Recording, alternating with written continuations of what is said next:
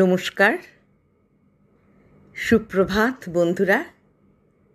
প্রভাতী চর্চায় চলে এসেছি। আজ প্রভাতী চর্চায় গল্প নিয়ে হাজির হয়েছি। গুরু আর বেড়ালের গল্প। বিড়াল আমরা সবসময় দেখে থাকি যে রাস্তায় পারাপারের সময় বিড়াল খুব গাড়ি চাপা পড়ে। সেই জন্যই আমাদের মনের মধ্যে একটা সবারই আছে, গাড়িতে করে যখন আমরা কোথাও যাই তখন বিড়াল যদি সেই রাস্তা দিয়ে যায় দৌড়োয়, তাহলে আমরা ওদিকে আর যাই না, গাড়িটাকে সরিয়ে পেছনে আনি আর 3টে ক্রস দিই আর জানলা দিয়ে থুতু ফেলি। এটা আমাদের সবার জানা, সবাই আমরা তাই করে থাকি। মোটর সাইকেল হলেও পিছিয়ে যায়। কেউই বিড়াল চলে গেলে একবার সেখান দিয়ে যায় না। আসল কারণটা বিড়ালের ইনস্টিংক্টটা কম থাকায় সে কোনো কাজই চটপট করে করতে পারে না কুকুরের মতো। কুকুর যেমন একটা গাড়ি দেখলে দৌড়ে চলে যেতে পারবে, বিড়াল সেটা পারে না। সেই জন্যই এই প্রথাটা চলে এসেছে যে বিড়াল গেলে আমরা গাড়ি পেছনে সরিয়ে নিই। কিন্তু আমরা মনে মনে ভাবি, কোনোদিনও কি ভেবেছি আমরা কেউ যে কেন আমরা গাড়িটা সরিয়ে নিচ্ছি, কেন আমরা ভাবছি যে আমাদের দিনটা খারাপ যাবে? এক শালিক দেখলে আমরা অনেকে ভাবি দিন খারাপ যায়। তারপরে কথার মাঝখানে যদি টিকটিকি টিক টিক টিক 3বার করে তাহলে ভাবি সেই কতটাই সত্যি।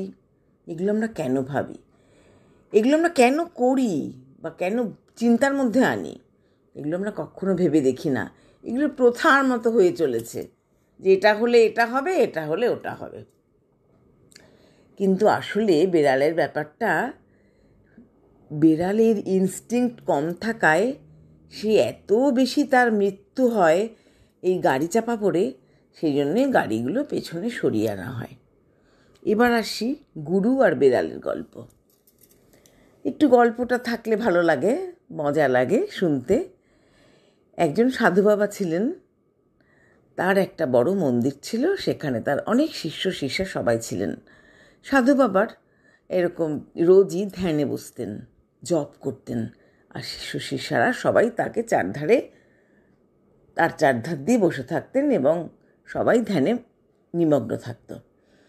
একদিন এই সাধু বাবাই গ্রামের পথ দিয়ে যাচ্ছেন জল আনতে। তখন একটা ছোট্ট বিড়াল মিউ মিউ করে সাধু বাবার সঙ্গে সঙ্গে আসছে। তখন সাধু বাবার খুব মায়া হলো, বিড়ালটাকে নিয়ে আসলেন মন্দিরে, যেখানে উনি থাকেন। এবার মন্দিরে শিষ্যদের বলল সাধু বাবা যে ওকে একটুখানি দুধ দাও। তার দুধ দেওয়া হলো, বিড়ালটা খেলো। বিড়ালটা মহা আনন্দে আছে। গুরুদেব যখন তপস্যা করতে বসেন তখন তার কোলে উঠে বসেন। এভাবে দিন বেশ চলছিল। হঠাৎ একদিন সাধু বাবা দেখেন যে বিড়ালটি মাথায় বসেছেন, মাথায় উঠে গেছে। তখন তো সাধু বাবার একটু জপ করতে ধ্যান করতে অসুবিধা হচ্ছে। তারপর থেকেই রীতি হলো বিড়ালটাকে গাছে বেঁধে রাখা হবে। বড় সাধু বাবা বলে গেছেন যে যখনই যে ধ্যানে বসবেন যেই সাধু বাবা, তখনই বিড়ালকে গাছে বেঁধে রাখা হবে। এটাই নিয়ম হয়ে আসছে। একটা বিড়াল মারা যায়, একটা সাধু বাবা মারা যায়, তারপরে আরেকজন বড় শিষ্য সাধু বাবা হয়, আবার সেই একটা বিড়ালকে গাছে বেঁধে তারপরে সে জপে বসেন। এভাবেই দিন চলতে থাকে। কিন্তু আমরা কখনো ভেবে দেখিনি যে বিড়ালটাকে কেন গাছে বাঁধা হচ্ছে। বিড়ালটা এই যে মাথায় উঠে যাচ্ছে সাধু বাবার, তারপরেই কিন্তু রাস্তায় চলে যাবে, তারপরেই সে বিপদ ঘটাবে। সেই জন্যই বিড়ালটাকে সবসময় গাছে বেঁধে রাখা হয়। নতুবা আমরা যখন রাস্তা দিয়ে গাড়ি করে যাই তখন বিড়াল গেলে আমরা গাড়ি পেছন দিকে সরিয়ে নিই। বিড়াল চলে গেলে তারপরে আমরা গাড়ি নিয়ে যাই এবং আমরা ওইসব কুসংস্কারগুলো করি। 3টে কাটা চিহ্ন দিই, জানলা দিয়ে থুতু ফেলি।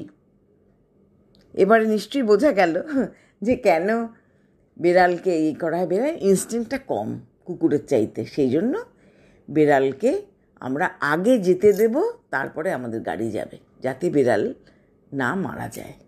বিড়ালের মৃত্যু হার খুব বেশি এইভাবে।